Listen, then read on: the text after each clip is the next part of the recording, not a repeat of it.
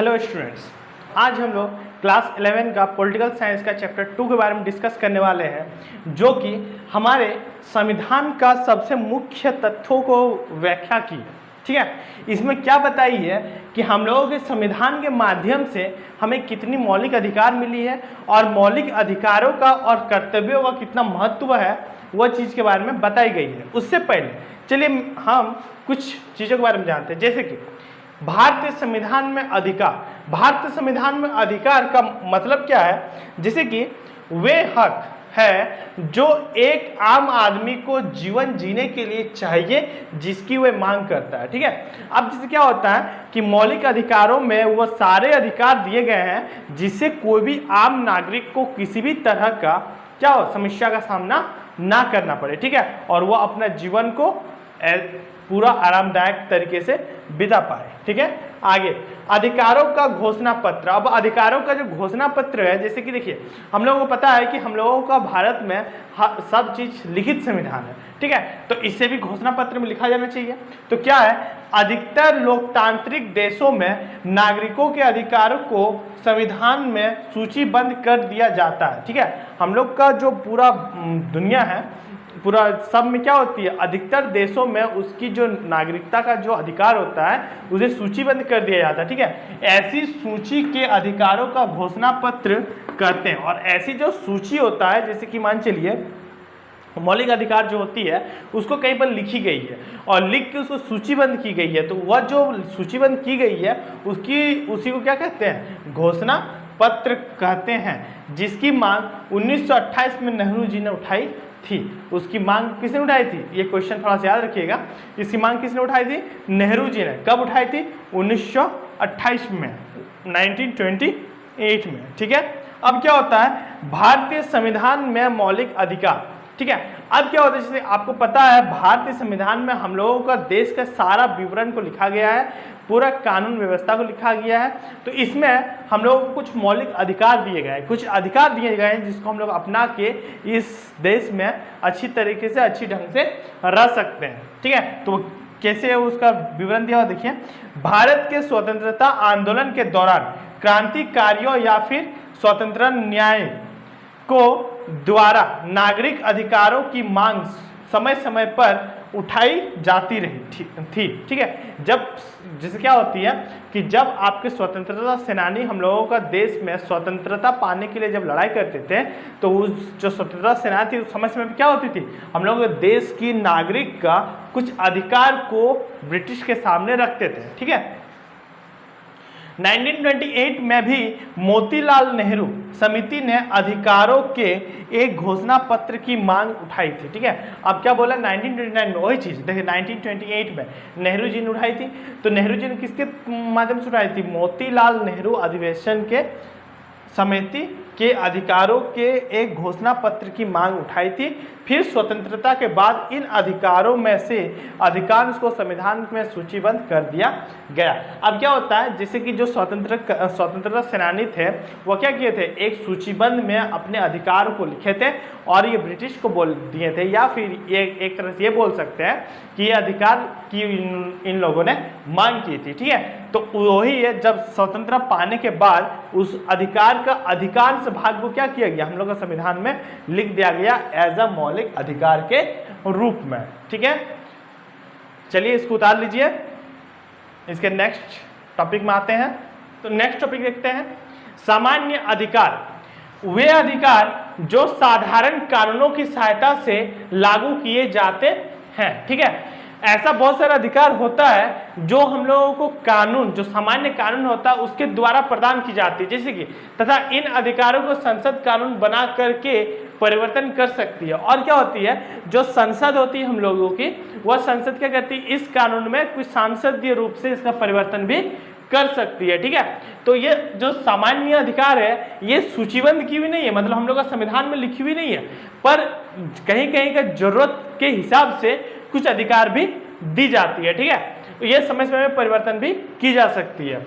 अब क्या है, मौलिक अधिकार। जैसे कि भूतकाल में मौलिक अधिकारों की कुल संख्या 7 थी, ठीक है। अब थोड़ा सोचिए, मैं बोल रहे हैं अब क्या होती है, जब भूतकाल में था मतलब बहुत पहले की बात बोल रहे हैं, इसमें मौलिक अधिकार 7 दी हुई थी, ठीक है। अब क्या क्या दी हुई थी नेक्स्ट टॉपिक में डील करेंगे।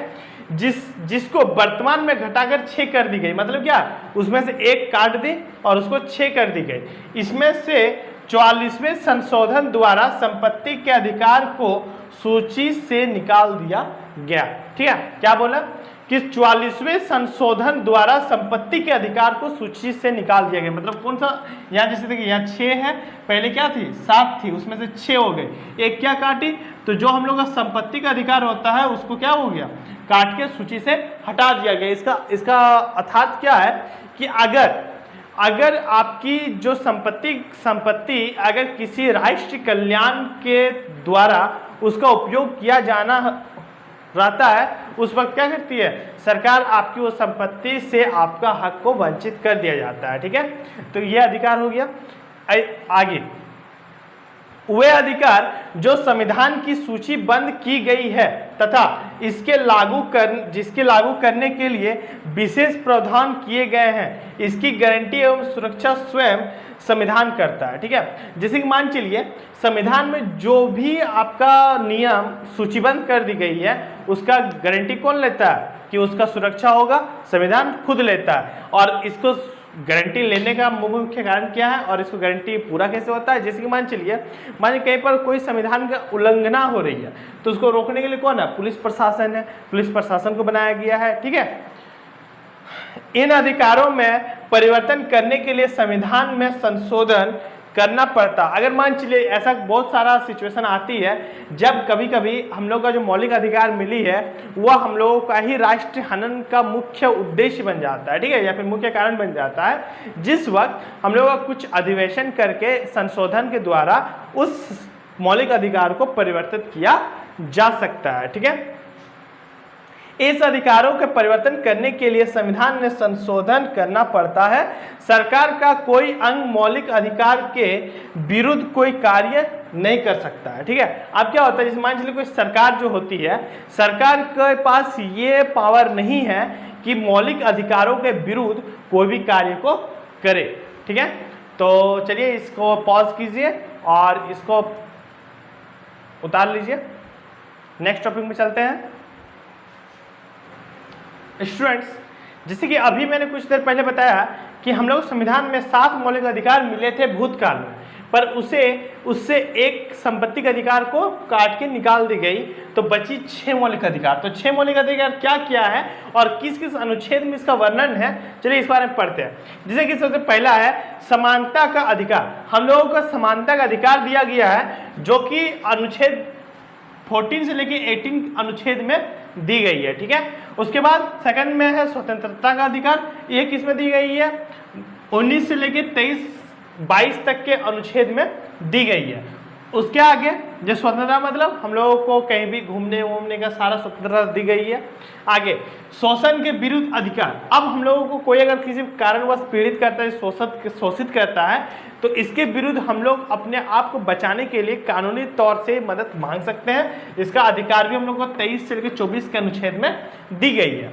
उसके बाद धार्मिक स्वतंत्रता का, धार्मिक स्वतंत्रता मतलब क्या है कि आप जो धर्म को चाहो उस धर्म को मान सकते हो। मान चलिए मैं जैसे कि हिंदू और हिंदू को हमको दुर्गा पूजा मनाना है, तो दुर्गा पूजा मनाने के लिए कानून हमें इसके लिए कभी रोक टोक नहीं करती है, पर हाँ किसी मुख्य कारणवश में कर भी सकती है, पर फिर भी ये एक मौलिक अधिकार के रूप में माना गया है कि धार्मिक स्वतंत्रता यह अनुच्छेद नंबर 25 से लेकर 25 से लेकर 28 अनुच्छेद में वर्णित है।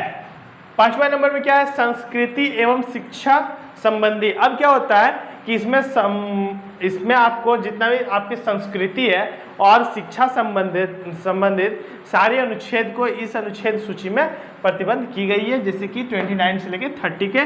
और लास्ट बचती है जो संवैधानिक उपचारों का, ठीक है, संवैधानिक उपचारों का, जो कि अनुच्छेद नंबर 32 में सूचीबद्ध की गई है। चलिए तो एक एक करके इसके बारे में जानते हैं कि कौन कौन सा अनुच्छेद किस किस में आती है, ठीक है। इसको उतार लीजिए। चलिए स्टूडेंट्स, तो देखते हैं कि समानता के अधिकार जो 14 से लेकर 18 अनुच्छेद में वर्णित है, वो 14 से 18 में क्या क्या है वो चीज जानते हैं। तो अनुच्छेद नंबर 14 में क्या दी हुई है कि नागरिकों को कानून की समानता है। ठीक है, अब कोई भी अमीर गरीब चाहे कितना पैसा वाला हो, पर उसकी नागरिकों को क्या है, समान कानून का अधिकार दी हुई है। ठीक है, आगे अनुच्छेद नंबर 15। अब 15 में क्या दिया हुआ है कि धर्म, मूलवंश, जाति, लिंग या जन्म स्थान से आधार पर कोई भेदभाव नहीं होगा। ठीक है, अब क्या होता है, जैसे हम लोग को पता है कि जो हम लोग भूतकालीन में था तो हम लोगों को बहुत छुआछूत, जाति भेद ये सब था, पर हम लोगों को ये अधिकार अब दी हुई है कि इसको लेके कोई भी हम लोग को छुआछूत या फिर कोई भी जाति लिंग के भेदभाव नहीं कर सकता, और सारी जगहों पर प्रवेश की अनुमति भी दी गई है। जैसे पहले क्या थी भूतकालीन में कि जो छुआछूत वाला होता था उसे मंदिर के प्रांगण में या फिर जो अच्छे जगह होती थी वहाँ पर उसकी अनुमति नहीं थी, उसको प्रवेश करने की निषेध थी। ठीक है, तो वह चीज़ भी अधिकार दी गई। अब अनुच्छेद नंबर 16 में क्या दिया गया कि लोक नियोजन के विषय में अवसर की क्षमता, राज्य के अधीन किसी नौकरी के नियुक्ति में समानता अपना।